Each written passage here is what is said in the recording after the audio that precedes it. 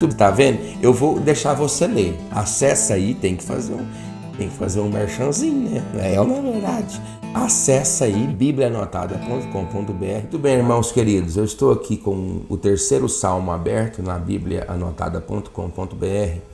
Eu quero trazer algumas ferramentas de linguagens que vão facilitar na hora da interpretação bíblica e posteriormente na ministração da palavra. Eu preciso dizer para você que os textos poéticos da Bíblia Sagrada são caracteristicamente diferentes da poesia latino-americana. Nós temos o costume com rima, com métrica, com cadência, e aqui não. Aqui você tem hipérboles, eufemismos, aliterações, metáforas, parabolias bíblicas. No Novo Testamento se dá o nome de parábolas, mas no Antigo Testamento existem termos mais complexos, parabolia veterotestamentária. Você tem também a ideia de paralelismos, são pelo menos 3 os mais peculiares, né? Sinonímico, antitético e sintético. Mas vamos aqui para a página da Bíblia Sagrada. Está aqui, eu estou com o terceiro salmo. Esse é um salmo de Davi. Esse fica bem mais fácil quando ali no início da perícope, né? A Bíblia foi dividida de forma melhor ali a partir do século XVII, século XVIII. E aí tem aquelas perícopes, aqueles pequenos pedaços que te facilitam na hora de fazer uma leitura sistemática. A Bíblia toda.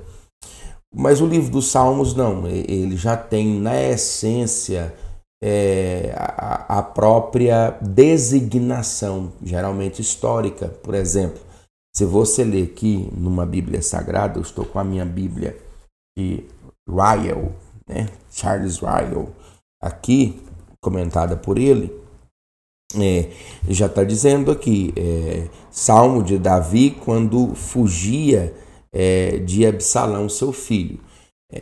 Essa designação ela já vem como informação, como base informativa na hora da leitura bíblica. Então, você está observando aqui 8 versos que caracterizam a ciência de um pai que é perseguido por seu filho. Então, Absalão, né?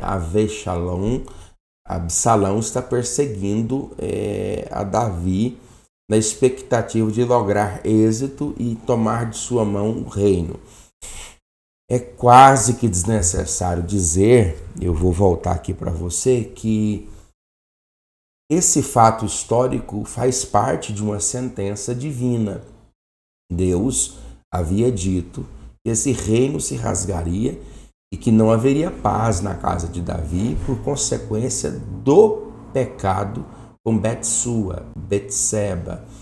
E é interessante, eu preciso dizer para você com muita cautela, eu estou gravando um pouco mais cedo por causa dos afazeres ministeriais, mas mais tarde eu vou publicar esse vídeo. É interessante que você perceba que Deus ele tem facilidades irrefutáveis, imarcessíveis de nos perdoar os nossos pecados. O que Deus não vai fazer é anular consequências, porque as consequências são didáticas. Eu tenho uma frase até meio poética, diz, a consequência consegue fazer pelo mal o que Deus não consegue proporcionar pelo bem. Às vezes eu não consigo me despertar, me aluir, me levantar movido pura e simplesmente pela bondade de Deus. Faz-se necessário uma catástrofe, faz-se necessário uma isca, um chamamento mais específico. E Davi foi chamado a se ver, chamado a se corrigir. Embora nós, conhecendo o texto bíblico, sabemos que Deus o havia perdoado antes mesmo de ter promulgado a sentença. Eu vou fechar aqui. Você sabe que eu não vou editar, né, esse vídeo. Eu vou fechar aqui o WhatsApp aqui, porque senão nós não conversamos. Então é importante você considerar aqui, preste atenção, não há salvação para ele em Deus. É quando o inimigo observa que a sua vida não corresponde com a sua crença. Essa é uma chave interessante para você observar. Deixa eu repetir para você. É quando o inimigo percebe que sua vida não corresponde com sua crença.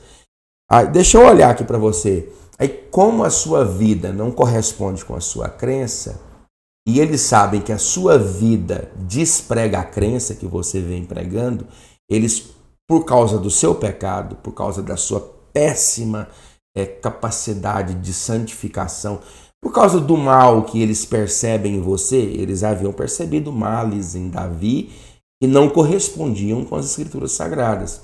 Então, baseado no mal que Davi comete, eles agem. É quando o meu inimigo olha para mim e me julga como se Deus estivesse me julgando por causa do pecado que cometi. Então vamos voltar para a Bíblia. Isso é interessante você captar essa ideia aqui, ó. Não há salvação para ele em Deus. Então, essa aqui é uma guerra santa. Eles tinham caracteristicamente a ideia de que se Deus, veja como que Absalão age. Se Deus fosse mover em favor de alguém, Deus moveria em favor de Absalão, ainda que fosse por um golpe. Compreendeu? Mas a palavra cela, deixa eu só ler aqui o último, esse parágrafo aqui, depois você lê isso aqui, né? Eu coloquei aqui uma fala de Kinch, nossa, aqui ó, cela aqui ó, são tantas discussões quanto, porque ninguém sabe o significado. Eu tenho apregoado que significa pausa, caracteristicamente aquilo que eu chamo de leitura meditativa. É a oportunidade que o autor tem de me mandar observar caracteristicamente, meditativamente, a leitura lida. Alguns consideram ser uma nota musical, e assim a Septuaginta traduz que Suidas interpreta a mudança da canção, da nota ou melodia dela. E pode-se pensar que sim, já que é usada apenas nesse livro dos Salmos e na oração de Abacuque, que foi ajustada para uma música e dirigida como um cantor principal. E aquela outra terminologia, halamot ou alma, que significa subida ou degrau, também é de caráter musical. É algo que indica oitava acima. Existiam cantores na época de Davi, desculpa, eu bati aqui no microfone. Existiam cantores na época de Davi que cantavam com voz de soprano, que é uma oitava acima. Então sempre tem esse tipo de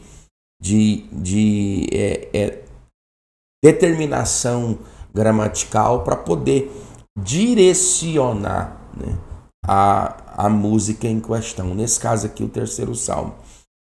Aí, eu gosto disso aqui, ó. Com a minha voz clamei ao Senhor e me ouviu desde o seu santo monte. Novamente, um pedido de pausa, ou de subida, ou de mudança de entonação.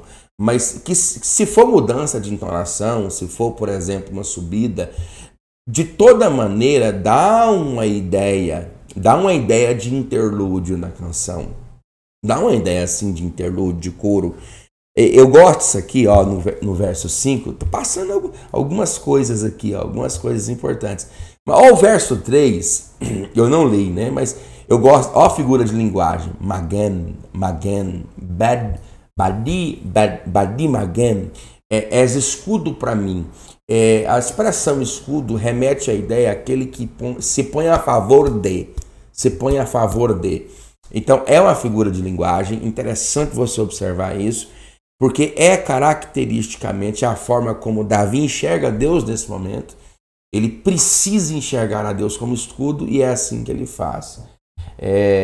O verso 5 também tem algo espetacular, né? Eu me deitei e dormi, porque alguém que está perdendo o reino, e Davi não está perdendo, eu vou olhar nos teus olhos, ele não está perdendo, ele perdeu o reino, e a despeito de tudo que ele perde, ele ainda consegue dormir. E tem gente, vamos voltar para a Bíblia, tem gente que não perde nada, quase perde, se perde muito pouco e não dorme. Mas tem um segredo aqui do hebraico, né? Acordei porque o Senhor me sustentou. Existem ideias aqui do seguinte: tu és a mão por debaixo da minha cabeça, no sentido de Deus ser o travesseiro. Ei, meu Deus, se fosse o culto aqui, dava para dar um glória, não? Tu és a mão por debaixo, né, da minha cabeça, tu és o meu travesseiro. Por isso que Davi dorme, porque qual que é a ideia desse texto? Deus, tu és o meu descanso. Mas não é o reinado? Não.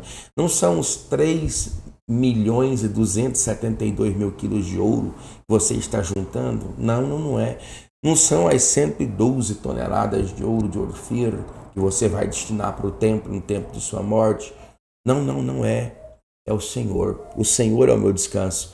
Você consegue imaginar isso? Você consegue imaginar? Vai ter como a gente passando para você os motivos com os quais Deus, ao olhar a Davi, chegou a dizer que Davi era segundo seu coração. Ele disse: não temerei 10 milhares de pessoas que se puseram contra mim e me cercam.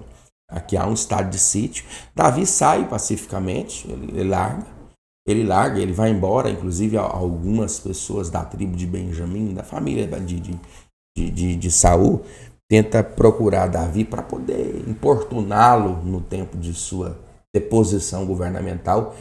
E Joabe até propõe a matá-los, mas Davi fala: não, deixa. E deixa eu falar para você, eu vou olhar aqui nos seus olhos. Quem tem segredo da fonte não briga por causa de águas rasas, ainda que estas águas sejam um reino, como o reino de Davi a seu tempo. Vamos voltar aqui para a Bíblia e terminar esse vídeo, para não desgastar muito você.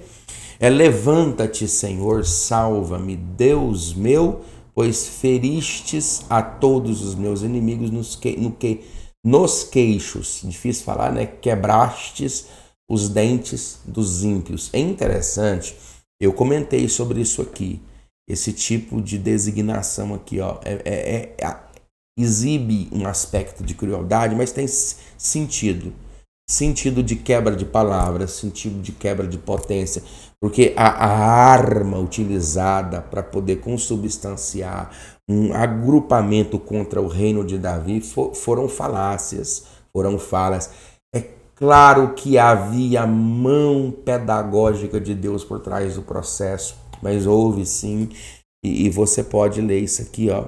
Os inimigos são conhecidos como monstros dados à mordida. Você tá vendo? Eu vou deixar você ler. Acessa aí, tem que fazer um merchanzinho, né? Não é verdade? Acessa aí, bibliaanotada.com.br, vai lá no versículo 7, depois você comenta aí embaixo o que você achou. É a forma que você tem de corresponder também com a Bíblia. A salvação vem do Senhor. Sobre o seu povo, teu povo, seja a tua bênção. Tá novamente a expressão, Cela, bati aqui no microfone. Então, leia com atenção, observe as duas figuras de linguagem. Isso aqui também é uma figura de linguagem. Olha aqui, ó, inimigos no queixo, quebrastes os dentes aos ímpios, é uma figura de linguagem. É importante demais você compreender isso. Eu quero te agradecer no nome de Jesus pelo auxílio, pela ajuda, e coloque aí nos comentários uma sugestão de pauta. Eu quero lançar outros vídeos com caráter diferente desse. Essa proposta aqui ela é mais pedagógica, mais entre eu e você, entre nós outros, tá bom? Que Deus te abençoe muito, mas muito mesmo. Que Deus te dê graça, paz, prosperidade e entendimento bíblico, no nome de Jesus.